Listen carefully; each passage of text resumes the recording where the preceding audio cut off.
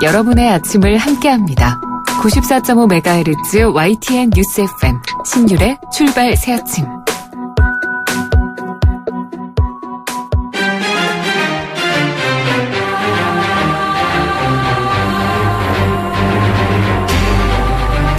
매일 아침을 뉴스로 깨웁니다. 신율의 출발 새아침. 북한은 오늘 오전 5시 30분께 함경남도 신포인근 해상에서 SLBM 한 발을 동해상으로 시험 발사했다고 우리 정부 측이 밝혔습니다. 잠수함 발사 탄도미사일, 그러니까 SLBM은 그 발사 장소를 짐작하기 어려워서 우리에게 상당히 위협적인 존재라고 할 수 있는데요. 북한의 이번 행위는 우리의 UFG, 그러니까 멀치 프리덤 가디언 연습에 대한 일종의 시위라고 볼 수 있는데요. 그런데 문제는 이런 도발 이외에 또 다른 형태의 도발도 예상할 수 있다는 점 때문입니다. 그렇기 때문에 우리로서는 신경이 쓰이지 않을 수 없는 상황인데요.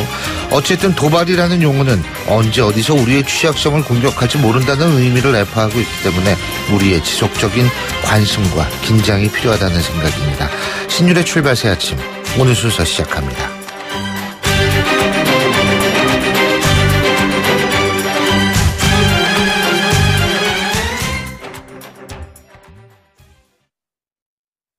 지휘자 금난세입니다. 성공하는 사람들의 좋은 습관은 생각을 메모하고 실천하는 것입니다. 파이팅 하세요. 여러분의 멋진 미래를 양지사가 응원합니다. 지난 40년간 양지 다이어리와 함께 해주셔서 감사합니다. 나의 역사 속엔 언제나 양지 다이어리. YTN 라디오 신율의 출발 새아침. 지금까지 들어온 뉴스 정리해보겠습니다. 백병규 시사평론가 스튜디오에 모셨습니다. 어서 오십시오. 안녕하십니까. 예, 김수남 검찰총장이 특별수사팀이라는 카드를 꺼냈는데 이 우병우 민정수석하고 이석수 특별감찰관 사건을 이 팀에 맡기기로 하면서 이걸 꾸린 거죠, 그러니까? 맞습니다. 예. 어제 이제 그 대검찰청은 그 김수남 검찰총장이 그 사안의 진상을 신속하게 규명할 필요가 있다고 판단해서 예. 특별수사팀을 이제 구성했다고 밝혔는데요. 이 특별수사팀 검찰총장에게 이제 그 직보, 그러니까 직접 보고하는 식으로 이제 운영이 된다고 하죠. 예. 특별수사팀장에는 그 윤갑근 대구고검장이 임명이 됐습니다. 이 특별수사팀 말씀하신 것처럼 이 이석수 특별감찰관이 수사 의뢰한 그 우병우 민정수석 의혹 전반에 대해서, 그리고 이 또 그 감찰 내용 유출 논란과 관련해서 그 이석수 특별감찰관 이제 두 사람을 모두 수사하게 되는 상당히 좀 이례적인 이제 수사가 될 것 같죠? 예. 지금 이 특별수사팀의 팀장이 윤갑근 대구고검장이라고 말씀하셨죠? 그렇습니다.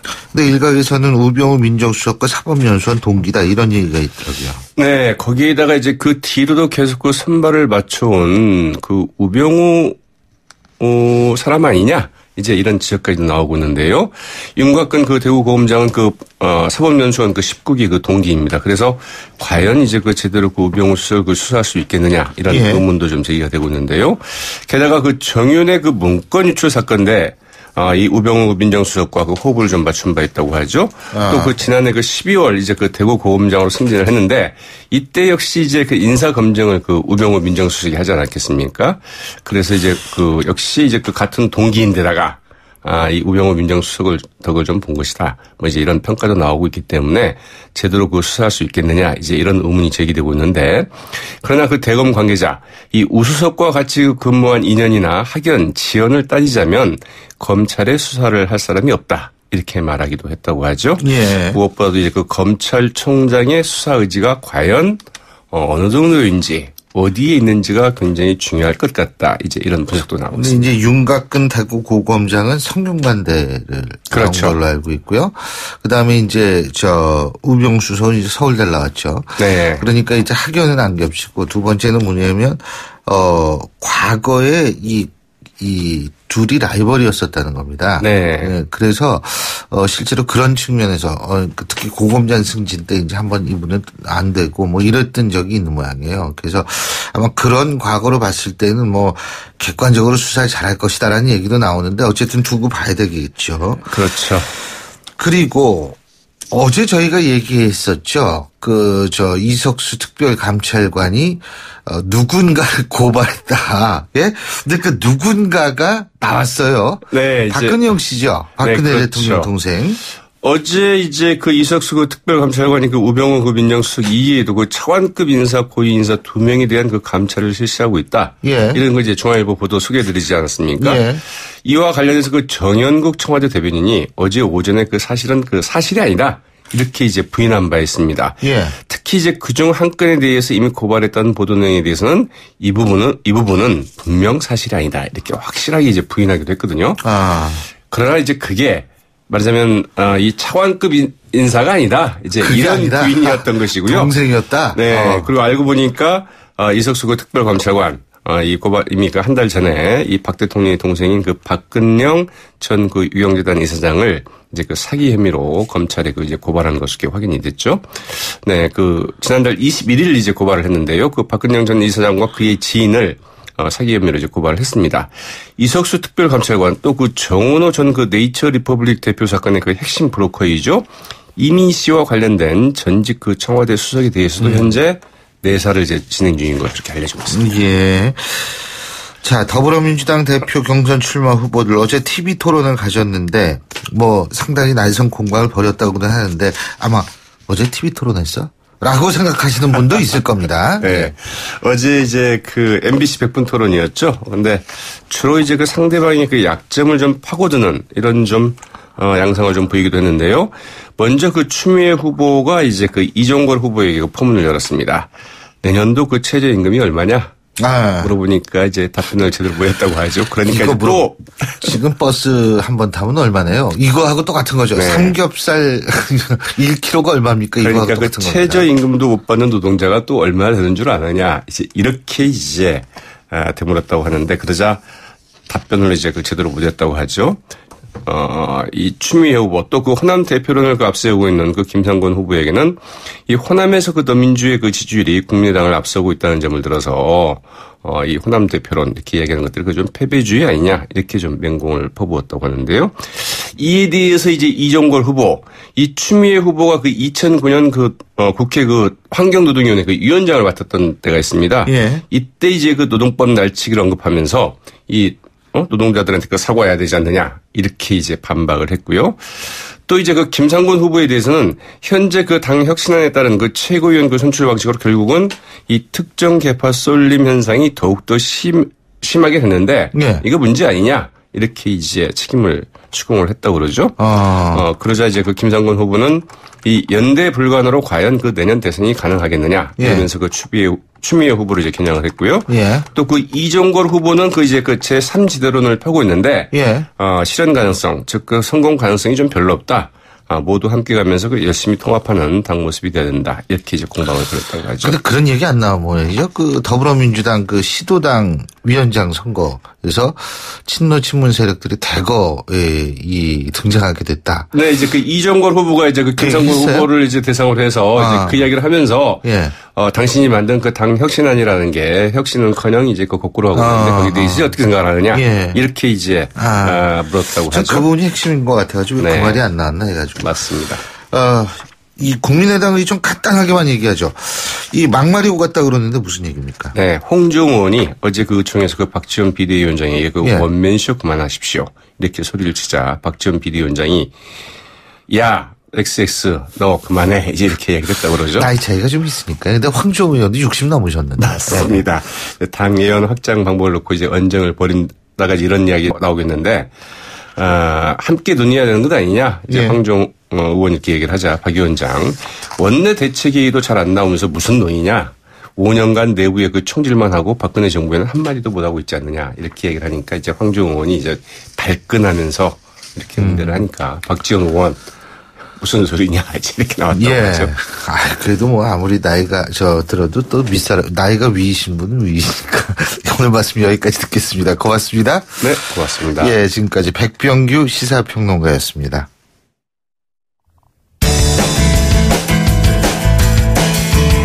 여러분은 지금 FM 94.5MHz로 방송되고 있는 신율의 출발 새 아침을 듣고 계십니다. 의견 주실 분은 짧은 문자 50원, 긴 문자 100원의 이용료가 드는 휴대전화 문자메시지 우물정 0945번으로 의견 남기실 수 있습니다.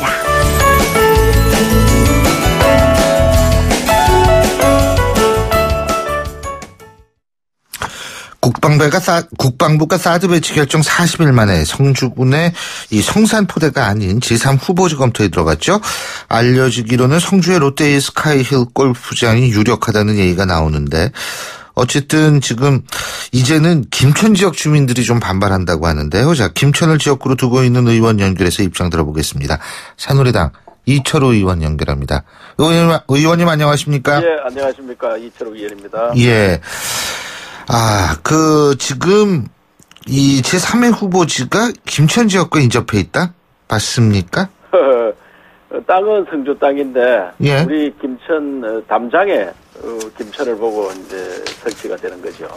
그러니까 사실상 성주는 관계가 없고 김천이라고 봐야 되겠습니다. 근데요.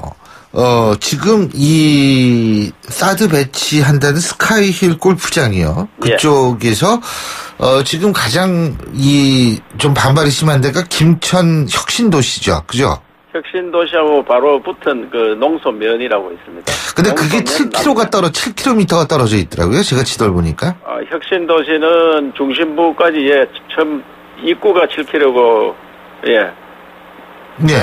7km가 떨어져 있죠. 예. 7km가 떨어져 있죠. 예. 그런데도 좀 주민들이 반발을 하는군요. 그분들은 이제 새롭게 이제 뭐 서울이나 이런 데서 새로 이사 온 분들이고 혁신도시 사실 하면서 이제 잘 오기 싫은 분들이 많이 왔죠. 우리 공공기관 이전을 하면서 아직까지 이사를 많이 안 왔는데 대상자들이 한 30% 정도 우리 김천을 이주를 하고 그랬는데 이분들은 이제 기대를 하고 왔었는데 재산 가치가 떨어지는 데 대한 우려가 굉장히 큰 것 같습니다. 예. 그래서 반발이 좀 심하고요. 그보다는 바로 인근에 한 1km부터 집이 있습니다. 예. 그래서 그분들이 농소면, 남면 이 지역은 바로 제일 가까이 있는 지역민들이 불안을 느끼고 있습니다. 예. 이제 사드에 대한 공포 그런 것들이 해소가 되지 않는 한 굉장히 어려움을 겪지 싶습니다.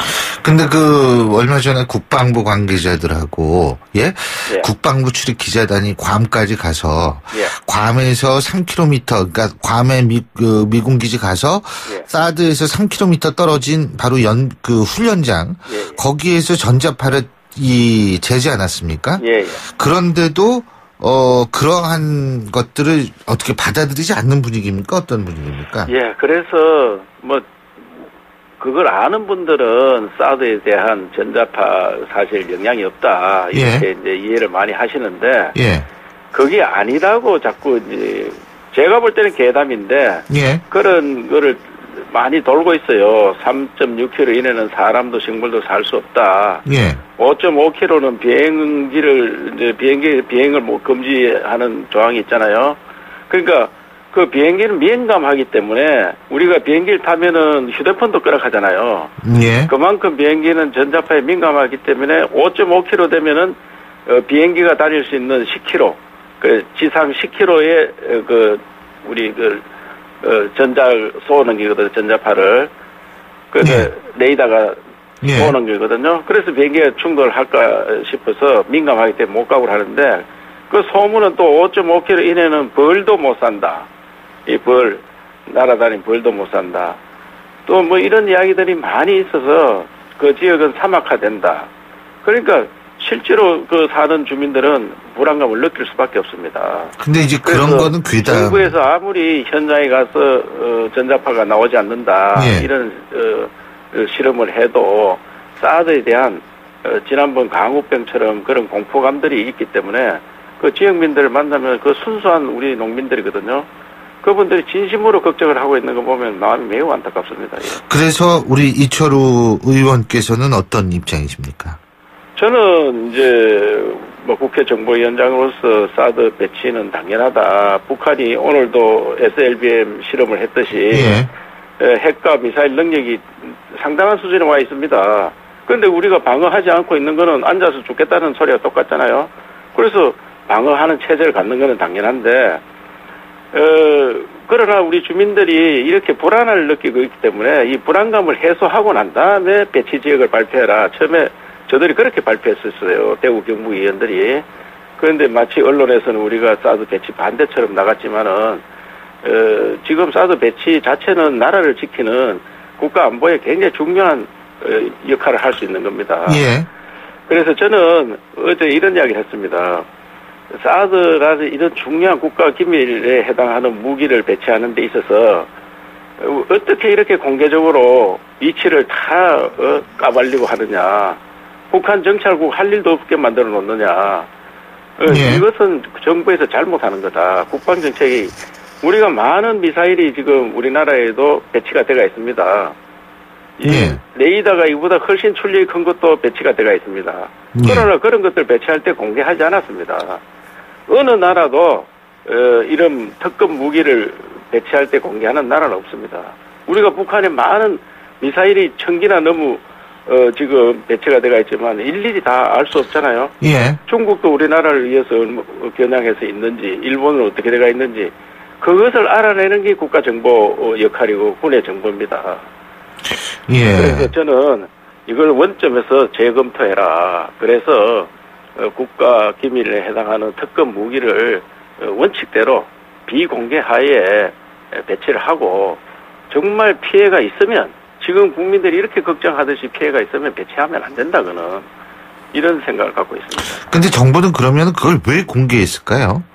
정부는 뭐 사정이 있었습니다. 왜냐하면 몇 년 전부터 사드 관련해서 우리 여야 간에 또 뭐 반대하는 사람들이 또 중국에서도 이렇게 반대를 많이 하니까 이것을 비밀리에 한다 하는 것은 어렵다.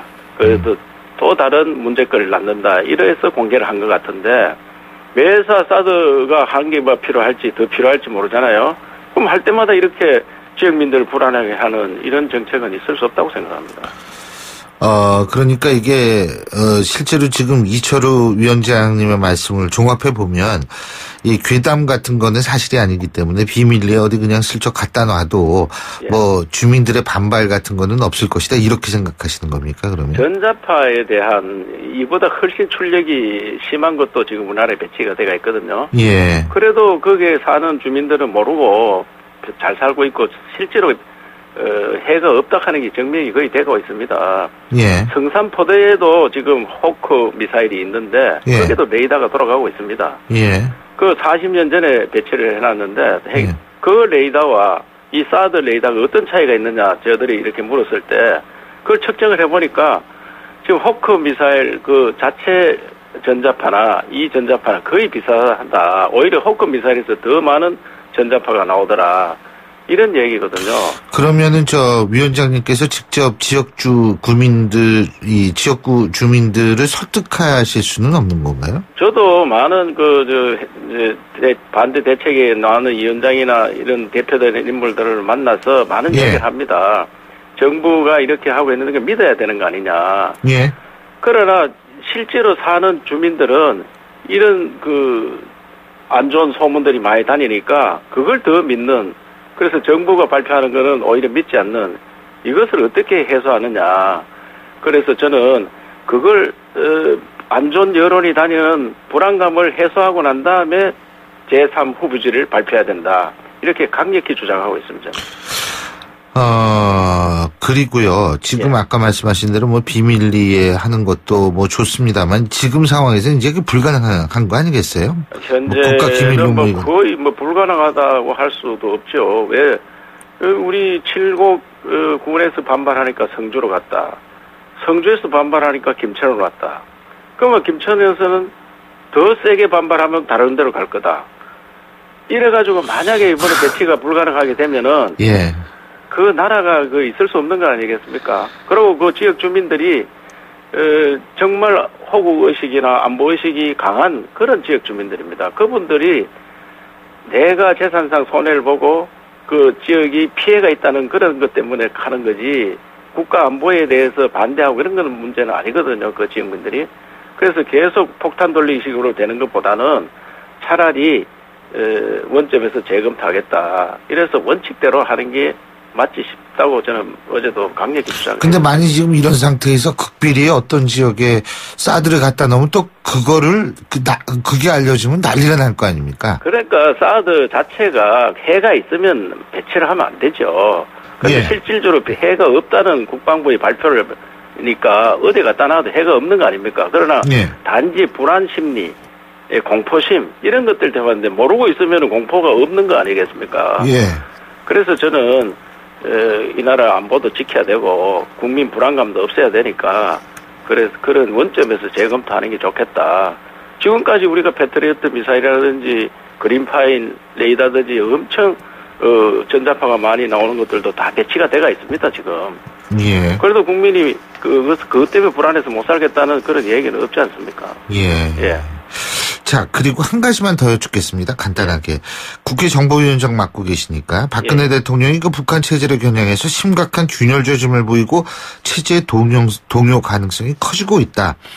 이거 두고서 리짐 체인지를 염두에 두는 거 아니냐 이런 얘기가 나오는데 어떻게 보십니까? 최근에 태공사 그것도 기순한 것도 있었고 그 앞에 또 우리 식당 종업원들 상당히 그 엘리트층으로 봐야 되거든요. 그런 분들이 동료를 일어나고 그 비슷한 유들이 많이 또 이탈하는 조짐도 보이고 특히 북한에서는 70일 작전을 하고 난 다음에 국민들이 그렇게 압박을 받았는데 또다시 200일 작전을 지금 하고 있습니다. 그러니까 북한의 주민들이 현 김정은에 대한 감정이 매우 나빠지고 있습니다. 그래서 이러한 것들을 불만이 높아지고 이런 것들 봤을 때 북한이 상당히 동요를 하지 않느냐 이런 말씀을 하신 것 같은데 실질적으로 과거보다는 북한이 조금 동요하는 움직임이 보이는 것으로 그렇게 판단하고 있는 것 같습니다. 태영호 공사만큼 고위급 인사들 중에서 공개되지 않은 우리나라에 온 인사들이 많다 이런 얘기가 있는데 맞습니까? 그것은 공개적으로 말씀을 드리기 어렵겠습니다만은 비싼 유의 사람들이 상당히 동요를 보이고 있는 것으로 있고 현재도 그 타질이 된다든지 그런 일들이 있는 것 같습니다. 왜냐하면은 북한에서 우리나라 대북 압박을 하니까 외화가 부족합니다. 그래 북한 대사관들은 외국에 있는 대사관 자급자족 체제로 되어 있거든요. 그래서 상납을 계속 강요를 하고 있습니다. 지금 자급자족 해야 되는데 현재 자기도 살기도 어려운데 상납을 해라. 이래 하다 보니까 그것을 목표를 채우지 못하면은 또 소환을 받아가지고 처벌을 받는다든지 이런 것들 때문에 굉장히 불안감을 느끼고 움직임이 심상치 않은 걸로 그렇게 보이고 있습니다. 알겠습니다. 오늘 말씀 잘 들었습니다. 고맙습니다. 감사합니다. 지금까지 국회 정보위원장을 맡고 계시죠. 새누리당 이철호 의원이었고요. 신율의 출발새 아침 1부 순서 여기서 줄입니다. 잠시 뒤 2부에서 뵙겠습니다. 이정길입니다. 100세 시대 면역력만큼 중요한 게 있을까요? 전 록피드로 면역 관리를 합니다. 록피드 속의 PLAG는 녹용 추출 성분 중 하나로 인터루킨-4 감소를 통해 면역 조절에 도움을 줄 수 있습니다. 면역력은 록피드. 아주 좋은 선택입니다. 건강기능식품 광고입니다. 국민 여러분 안녕하십니까? 국민안전처 장관 박인영입니다. 폭염은 여름철마다 찾아오는 불청객입니다.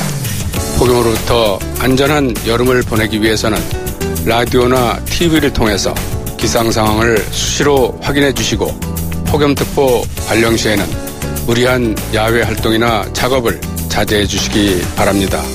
그리고 어린이나 노약자분들께서는 가급적 외출을 삼가시고 무더위 쉼터를 이용하는 것이 좋습니다. 야외 활동 중에 두통이나 근육 경련 그리고 현기증과 같은 증상이 나타나면 시원한 곳에서 휴식을 취하거나 119로 즉시 신고해 주시기 바랍니다.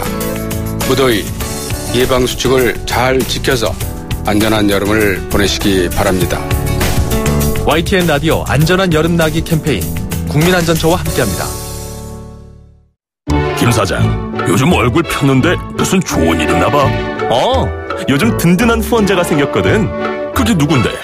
자네는 아직도 모르나? 중소기업들의 기술 고민 해결사 기업공감 원스톱 서비스 미래창조과학부가 정부 출연연구원, 대학 등 60여 개 전문기관을 활용해 필요한 기술이나 인력을 찾아주는 것은 물론 고가의 장비도 활용할 수 있게 도와준다고. 나도 이용할 수 있는 건가? 당연하지. 누구나 국번 없이 1379로 전화하면 도움을 받을 수 있으니 기술 고민 있으면 전화해보게. SOS 1379 기업 공감 원스톱 서비스. 누구나 국번 없이 1379 정부 3.0과 함께합니다. 소통의 아침을 여는 공정한 목소리. 신율의 출발 새아침. 신율의 출발 새아침 2부 순서 먼저 광고 듣고 오겠습니다. 페이스 노루코 면도기 도루코 페이스 면도기 페이스 안전하고 부드러운 대한민국 면도기 안전하고 부드러운 면도 그 이상을 경험하세요. The Shaving Innovator Dorco Pace. 온도와 습도를 항상 일정하게 유지시켜주는 항온항습기 전문기업 AR. 전산센터, 반도체 공장, 미술관, 박물관, 귀중품 보관실을 30년 축적된 기술로 AR이 지켜드립니다. 24시간 확실한 서비스 보장 031-497-0561. 안녕하세요. 임시안입니다. 시원한 폭포 소리가 들리세요? 있는 그대로의 자연스러움을 간직한 폭포처럼 맑고 깨끗한 칠성 사이다가 우리 곁에 있습니다. 변함없이 맑고 깨끗한 칠성 사이다. 크리네어 테크. 크리네어 테크 집중기 주물 작업 연마 작업 페인트 작업 분진가스 냄새 연기 작업장 분진. 이 세상에 못 없애는 분진이 어딨어. 크리네어 테크 집중기가 다 잡아줍니다. 예! 크리네어 테크. 크리네어 테크 집중기. 저 선수 200만 원이 생겼어요. 좋은 일에 투자할 절호의 찬스네요. 그럼 크라우드 펀딩을 해야죠. 투자한 돈도 키우고 유망 기업을 키우는 보람도 남다르거든요. 크라우드 펀딩이요? 누가 잘하나요? 기업을 잘 아니까. 크라우드 펀딩은 IBK 투자증권이죠. 원금 손실에 유의하세요. 세상에 없던 자동차 전시장이 온다. 제기와 랜드로버 공식 딜러 KCC 오토모빌 서초 전시장 그랜드 오픈. 지상 8층 지하 2층의 대규모 전시장 KCC 오토모빌 서초 전시장에서 완벽에 가까운 특별함을 만나세요. 분당, 일산, 원주, 제주, 성남, 서초, 양재 네트워크 운영 중. 7시 38분 13초 지나고 있는데요. 자, 수요일 아침 교통 상황 알아보겠습니다. 김민아 캐스터. 네, 신율의 출발 새 아침 교통정보입니다. 8월의 끝자락에 접어들고 있는데요. 아침 공기가 조금은 선선하게 느껴지고 있습니다. 방금 전 도산대로는 강남 을지병원 로터리에서 도산공원 로터리 구간 4차로에서는 승용차 간의 충돌 사고가 일어나 처리 작업 중입니다. 현재 도로 관련 인원이 나와 있는데요. 각별히 주의해서 안전하게 운전하시기 바랍니다. 한강을 따라 동부간선도로는 도심 쪽으로 노원교부터 성수 분기점까지 이제 긴 구간 속도 줄여 이동하고 있습니다. 한강을 따라 강변북로 구리 방면 동호대교에서 성수 구간 4차로에는 계속해서 지금 고장 차량 처리 작업을 하고 있는데요. 여파 때문에 이 부근이 많이 밀리고 있으니까 참고하시기 바랍니다. 이전 방화대교부터 지금 성상대교 구간, 다시 마포대교부터 동작대교까지도 3-40km 안팎입니다. 그 밖에 내부순환로 성산대교 방면 종암 분기점부터 홍지문 터널까지도 2-30km 미만입니다. 신율의 출발 새 아침 교통정보였습니다. YTN 라디오 신율의 출발 새 아침. 청취자 여러분, 제가 이게 퀴즈 하나 드려볼게요. 뭐 그렇다고 이게 상품이 있는 건 아니니까요. 그냥 넘어가 주시면 됩니다. 자, 몸무게가 1.1에서 2.8m 정도고요. 몸무게는 최소 50kg에서 최대 280kg까지 나가고요. 이 털빛은 이 갈색 또는 검은색이고 날카로운 송곳니가 있는 거. 이게 뉴스에도 자주 나오는데 이것이 무엇일까요? 혹시 중에선 킹콩? 뭐 이런 생각을 하시는 분도 있겠지만 그렇지 않습니다. 킹콩은 우리나라에 서식하지 않죠. 미국에 있습니다. 자, 그러면 이게 바로 뭐냐? 멧돼지인데요. 자, 이 멧돼지가 서울에 이틀에 한 번꼴로 나타나고 있다는 통계가 나오고 있습니다. 자, 그래서 이 문제 오늘 좀 알아볼 텐데요. 먼저 멧돼지 출현 방지단의 윤계주 총무 전화 연결합니다. 안녕하십니까? 예, 안녕하십니까? 예, 서울 멧돼지 방지단 윤계주입니다. 예, 멧돼지 출현 방지단 이게 어떤 단체인지 잠깐 말씀해 주시죠. 예, 그 사단법인 그 멧돼지 출현 방지단은요. 금년 초에 그 서울시에서 설립화가 된 비영리 민간 봉사단체로 예. 멧돼지 포획 및 멧돼지 생태 연구와 학술 조사를 지원하는 단체고요. 활동 그 엽사는 40여 명으로 그 서울대 멧돼지 전문 연구원으로 구성되어 있습니다. 서울대 멧돼지 전문 연구원이요? 예. 엽사 40명과 이제 그 멧돼지를 생태 연구도 함께 하고 있습니다. 네네. 자, 근데요, 지금 우리 윤계주 총무님이 보실 때 멧돼지가 자주 출몰하는 지역이 어디입니까? 멧돼지가 그 자주 출몰하는 지역은 이제 두 군데가 있습니다. 이제 독한산 국립공원 인접 지역하고요. 예. 전체 둘리하고 이제 11월경 되면은 그 강동구 일대 생태공원이 좋은 곳에 출몰을 하고 있습니다. 강동구요? 네네.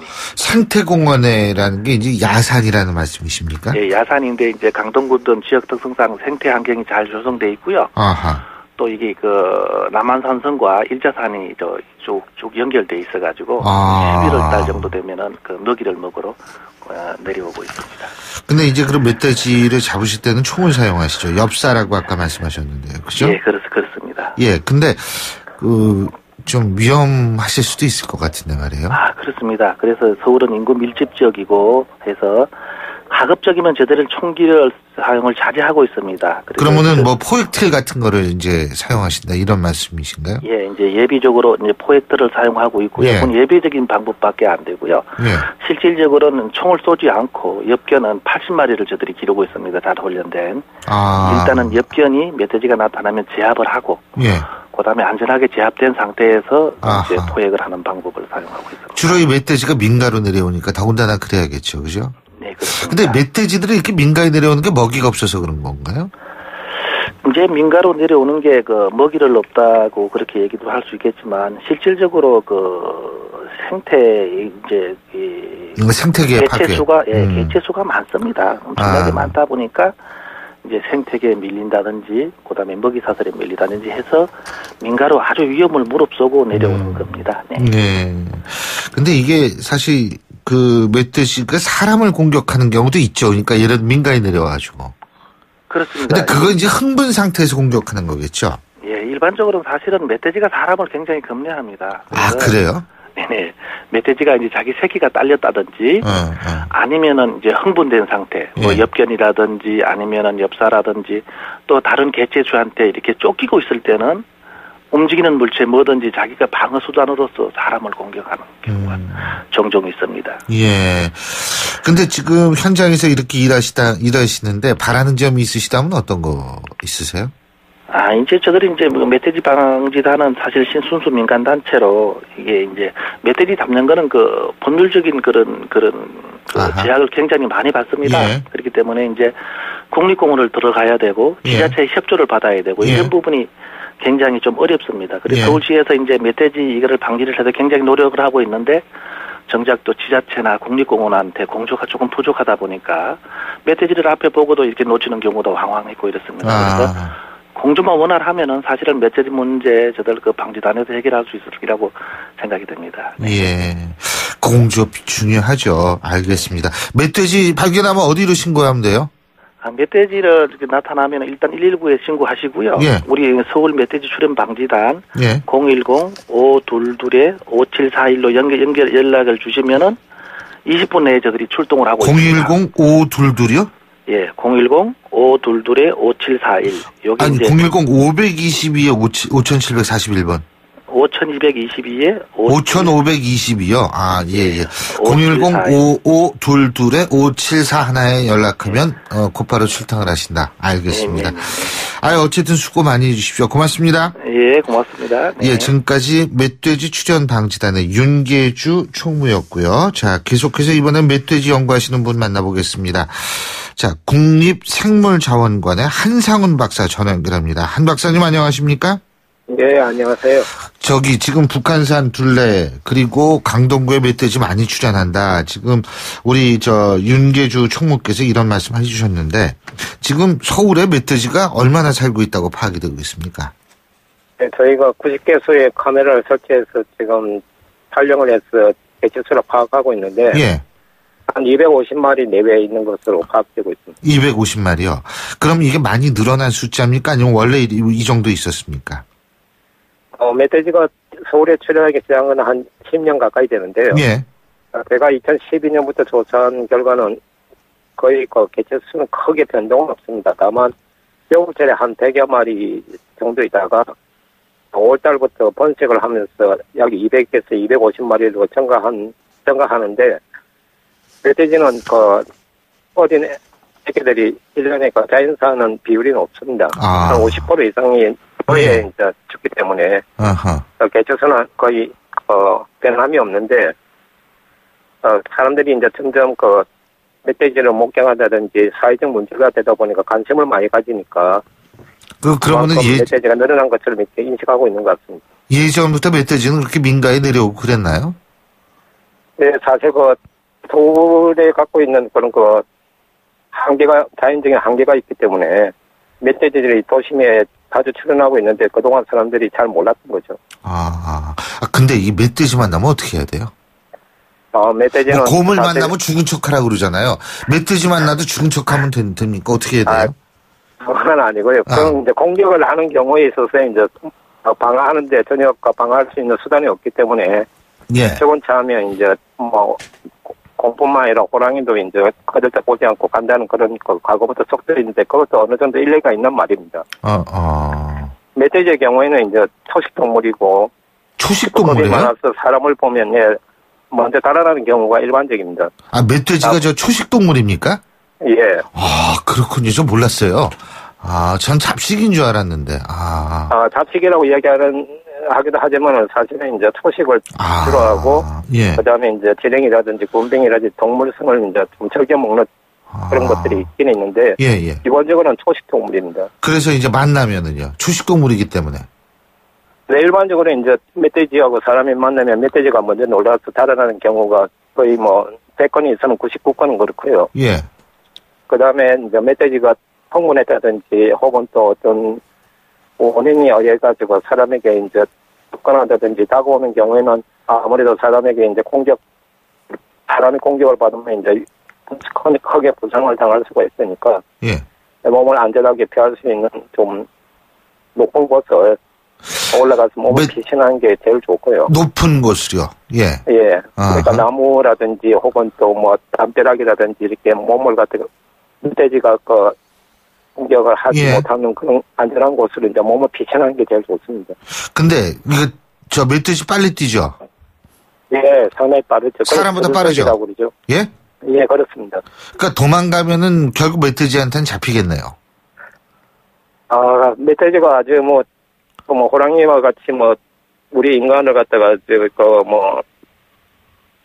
공격을 하기 위해서 맹목적으로 이렇게 접근하는 경우는 거의 없습니다.